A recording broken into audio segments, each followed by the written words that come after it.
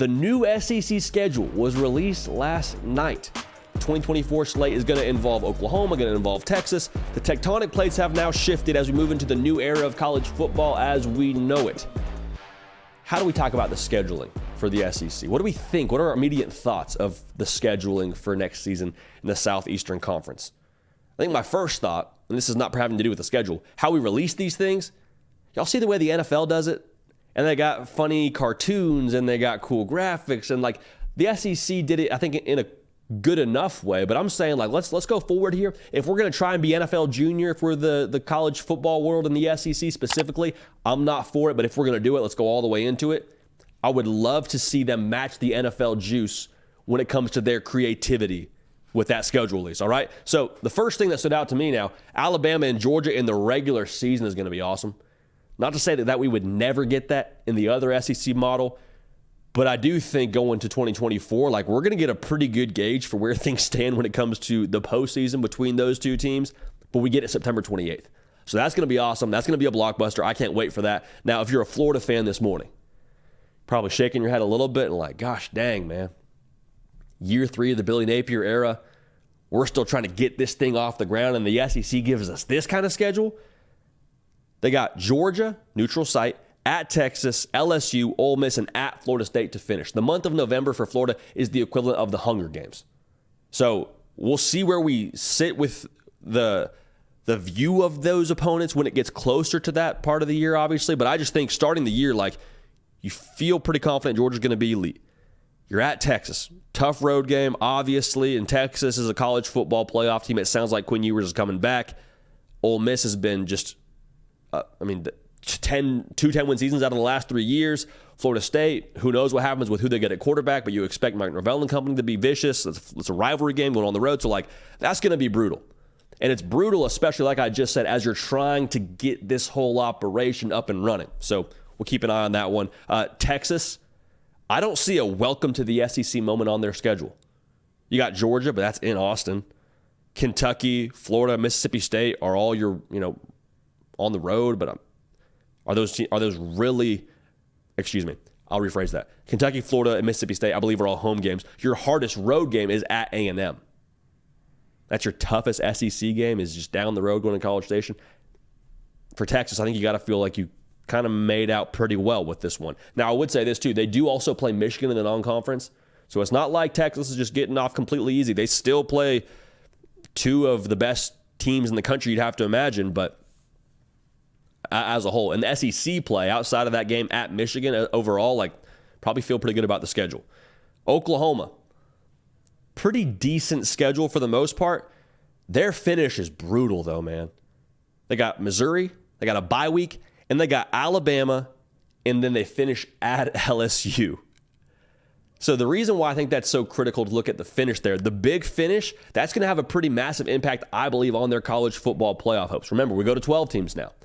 So we're not talking about just having 4. The number 13 team in the country in those final college football playoff rankings was LSU. They had a 9-3 record. Why is that important?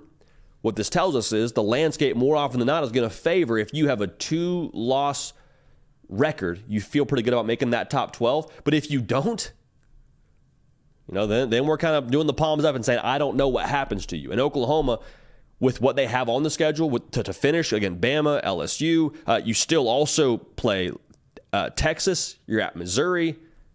Like, I don't know. I don't know how that's going to work out if you're Oklahoma. That finish is going to be brutal with it being in November too, when everyone's beat up, having to dig deep, probably playing a first-year starter at quarterback in Jackson Arnold. Like, they're gonna earn their way to that 12-team playoff. Make no mistake about it. Now, this to me, with the SEC schedule coming out last night, this is the cool part about realignment. Like, just transparently, y'all that watch the show, I'm not for the 12-team playoff. I'm not for expansion. I'm not for realignment. Like, I'm a college football traditionalist, purist, whatever kind of label you want to put on it. I like the way college football has been. We've gotten to this point in college football because of how awesome the game is. We don't need to tinker with something that's awesome. You don't try and do better than awesome, all right? Now, with that being said, I think you probably feel the same way about this as you would a remake or a sequel or whatever. You gripe about it for a while if you're anything like me, and then you eventually get to the release date. You sit down in the theater for that sequel of the movie, and you're like, all right, I'm pumped for this now. Like now, okay, I'm actually pretty excited. I got my icy, I got my popcorn, like I'm ready to watch this movie. That's kind of how I feel about this whole scheduling thing. I was a little bit like, don't love that we're changing this best sport in the world. But now that I see we're going to get Oklahoma and Bama, all right, yeah, of course, twist my arm. Okay, I'll tune into that. Okay, we get Georgia, Bama in September. Yeah, all right, I'm here for that. Texas and Georgia and Austin. Yeah, when it comes to that day on the calendar, I'm going to be pretty stoked about it. We're going to enjoy it. One more thing I would say here, there's so much talk around how hard people's schedule is by nature of what we think it's going to like when we get to November. We think the schedule will play out a certain way by nature of what these opponents will be sitting here in December of 2023. We're looking at November of 2024. We don't know what these teams are going to be.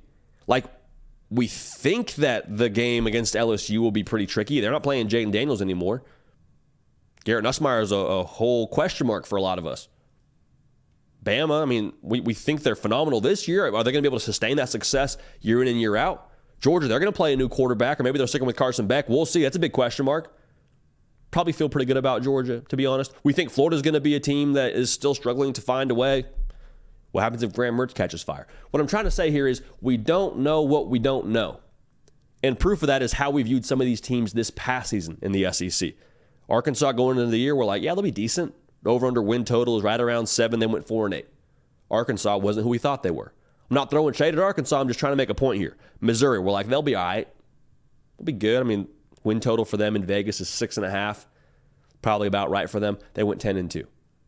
If you drew Missouri today, you feel much different than you would have felt about drawing Missouri a year ago. So what I'm trying to say is, again, we don't know what we don't know when we talk about the level of difficulty for these teams. We have a pretty good gauge, but at the end of the day, it might look very, very different when it comes to November of next year than what it is right now, December of 2023. So the new college football era is here. We went kicking and screaming the entire way, but we're here, and we're going to put on a brave face. We're going to be happy about it, and we're going to enjoy it. I got our icy, our popcorn, and we're going to lean all the way into this thing. Hard Count is brought to you today by our good friends at Rhoback. I wear Rhoback the majority of the days that I'm not working or I'm not actually in the office. And y'all know I love Rhoback. And the reason why I wear it so much because they have the best polos, best crew necks, best hoodies on the market. We're into that part of the year now, a little bit more crispy. Got to kind of throw some more layers on. Rhoback, they got fleeces for you. I already mentioned they got hoodies. Whatever you want to look good and feel good, Rhoback, they are going to be the best product on the market to make sure that you check both those boxes. They also got some moisture-wicking fabric. So if you're out there working out, trying to get ready for your New Year's resolution, that moisture-wicking t-shirt, great way to work out in that. Also got some shorts for you can use to work out, some joggers. Check all the boxes. They've also been proudly leading the NIL charge. Kyle McCord, looking for a new home. They have partnered with him. Cade Klubnik at Clemson, Nick Singleton at Penn State, and Jalen Milroe getting ready for a college football playoff game, also a part of the Rhoback team, Audric Estime as well. Also, they've teamed up with the legendary Coach O. The content they have with Coach O has been nothing short of hysterical, so check them out. So, to help the show, here's what you can do. Use code JD on Rhoback.com for a generous 20% off for all new customers. You're buying Christmas gifts. You're trying to make sure you get that right thing for that right person. Rhoback, promise you, they're the way to go. Use code JD to save you 20% off. That's spelled RHOBACK. 20% off all performance polos, shorts, joggers, fleece, whatever you want to get at Rhoback.com. Code JD, save you 20% just in time now for the end of college football season. Check them out at Rhoback.com. Hey y'all, thanks so much for watching. Subscribe to the channel here to make sure you don't miss an episode of The Hard Count. Also be sure to check out other videos on the On3 YouTube channel.